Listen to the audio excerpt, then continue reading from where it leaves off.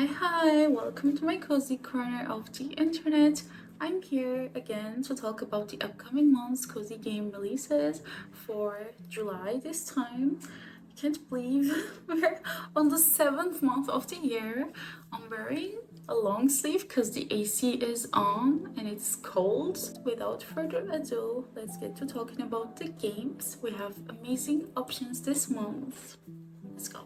So the first few days of July look a bit empty, but the rest of the month definitely makes up for it. We have so many amazing releases, 15 of them to be exact. To start off, on the 9th of July we have the Merry Fairy. This is like a scrapbooking simulator. It looks super cozy. We stay at an enchanted cottage called the Merry Fairy, and it's an absolutely stress-free game. There is no grinding, no challenges, and no goals. We just get cozy in this beautiful cottage, collect scrapbooking decorations, find inspiration, and just scrapbook. As someone who always wanted to get into this hobby but was afraid of messing up from page 1 and getting discouraged, I'm so excited to play this game. And the cherry on top is that it's set in a fairy tale environment, which will of course make it feel so much cozier. Following that, we have Everdeep Aurora on July 10th. This is a really unique looking 2D game. We play as Shell, a cat kid who's on a journey to find her missing mother in this apocalyptic world. We drill deep down and explore the underground, meet great characters, and optionally do side quests. And the color palette of the game seems to be changing from chapter to chapter, giving it a complete mood shift, so I'm really excited to see the full game. I think it looks great. Then we have Islanders New Shores also releasing on July 10th. This is actually a sequel to the original Islanders game, which was a super minimalist and relaxing city builder. This time around, it's the same vibe but with new mechanics, new islands to discover, and even more freedom in how you build your little dream towns. If you want to just zone out and place tiny colorful buildings on floating islands while soft music plays in the background,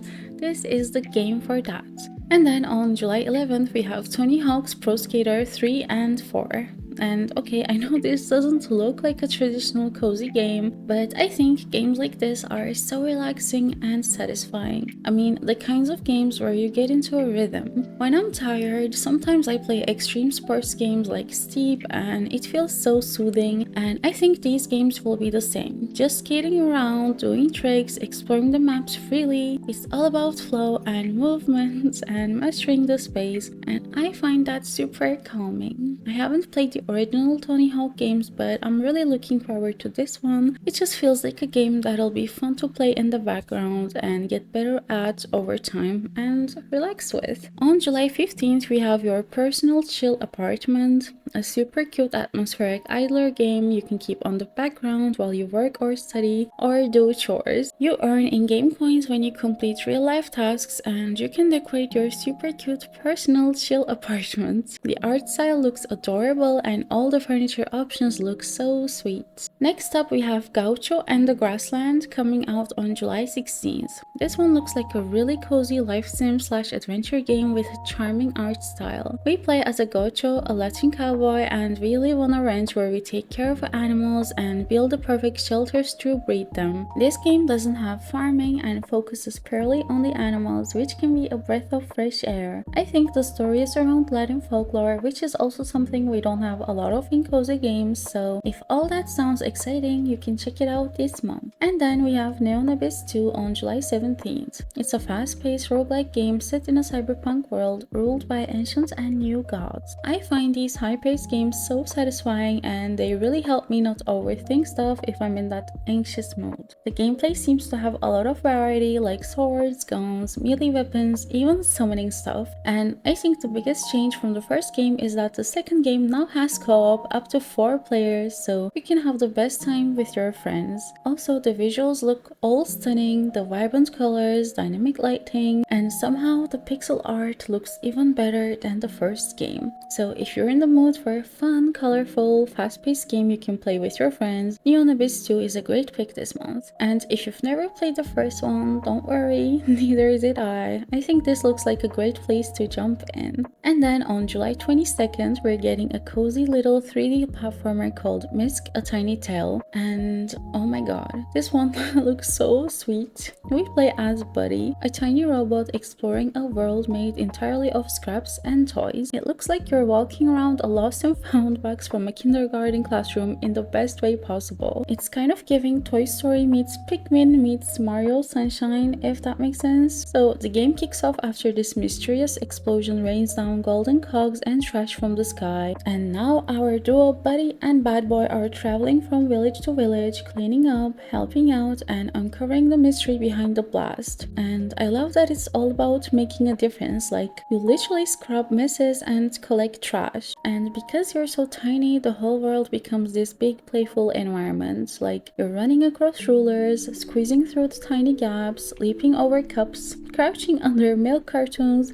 It has a childhood imagination core aesthetic. The developers have said this is a love letter to classic 3D platformers, so if you grew up playing those or just missed that era, I think this one is going to feel really nostalgic. I really love games where we see the world from a different perspective, so I'm really looking forward to just exist in this cheerful little world. Also on July 22nd, we have Monument Valley 3. This one has a brand new protagonist named Noor, an apprentice lighthouse keeper trying to restore the sacred light to her community. So it's a fresh start in the same dreamy puzzle world. You'll still twist and rotate surreal architecture, but now there's this boat mechanic in some chapters, letting you sail across the water between levels. The sailboat sections will add little moments of calm exploration in between puzzles, so it I think adds cozy variety. They will also be adding additional puzzles and chapters post-release, so if you like the game, then you will have more to look forward to. So if you feel like letting the seafaring zen wash over you, I think Monument Valley 3 is a good pick this month. And wow, we have another game releasing on July 22nd, which is Grimshire. So this is a cute farming sim in which we start as a newcomer in this little mountain village called Grimshire that is threatened by a deadly plague. Our job is to rebuild the community by farming, foraging, fishing, cooking, and most importantly, keeping the root cellar stocked and to prevent the food from rotting by pickling,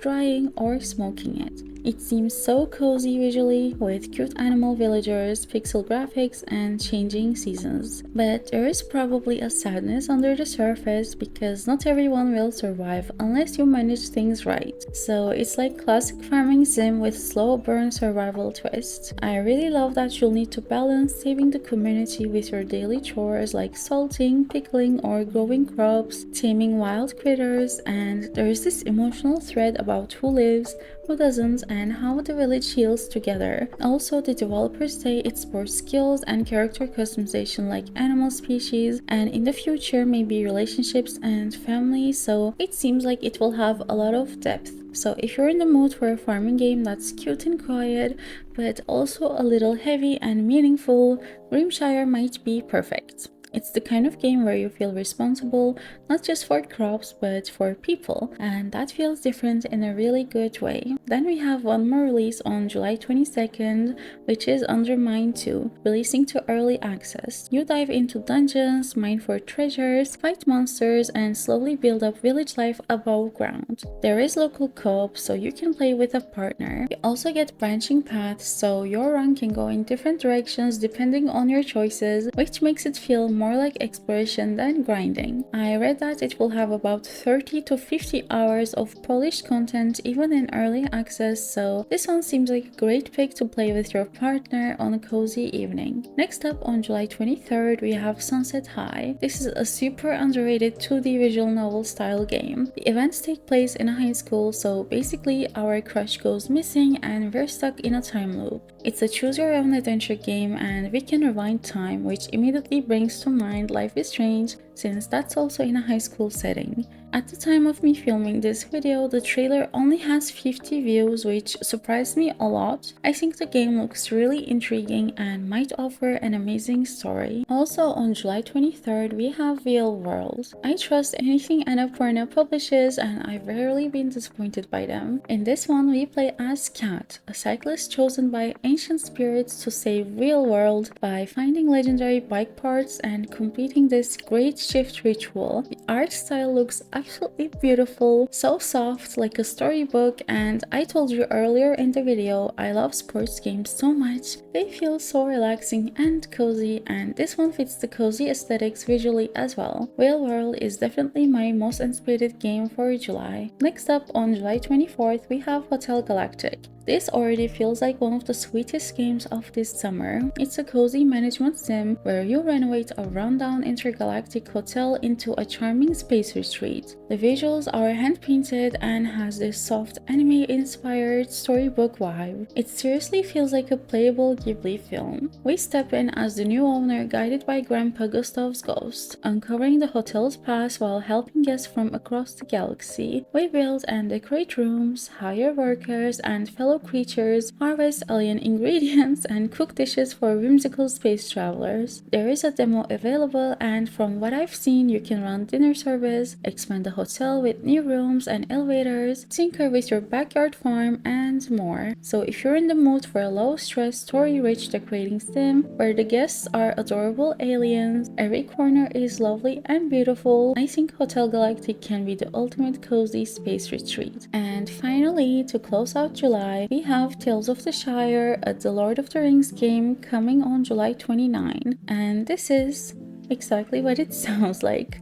A cozy little slice of life game set in the Shire. Yes, that Shire. The one with hobbits and rolling hills and cozy round doors. And we're not off on some dangerous quest or fighting giant spiders here. This game is all about living that slow, peaceful hobbit life. You get to create your own hobbit, decorate your own hobbit home, cook meals, grow vegetables in your garden, and make friends with the locals. Everything about it looks so charming and soft. Even the art style is like a warm hug. It was initially set to release late 2024, but then got delayed to March 2025, and they delayed it again to end of July. And I think it shows that they're really trying to deliver a good, bug-free experience and not just release it in its current state and be done with it. The fact that they are so caring and polishing it until they're satisfied makes me even more excited for the game. Also, here's a cute fun fact I found. So the original release date was Biblo and Frodo's birthday. When it got delayed, the new release date was the day the ring was destroyed, and now the release date is the day Fellowship released. So they always chose a significant date, and I think that's so cute. It looks like it will be the ultimate cottagecore fantasy game, so if you adore the idea of living in a little hobbit hole, drinking tea, baking pies, and never ever being rushed anywhere, get ready to live your dream barefoot mushroom foraging life. And those are all the games for July. Feel free to let me know which one you're most excited to play, and I'll share the excitement with you. I do these videos every month, so you can subscribe if you want to see next month's video as well. And I'll hopefully see you next week with a new video if you decide to stick around. And yeah, until then, stay cozy. Bye bye.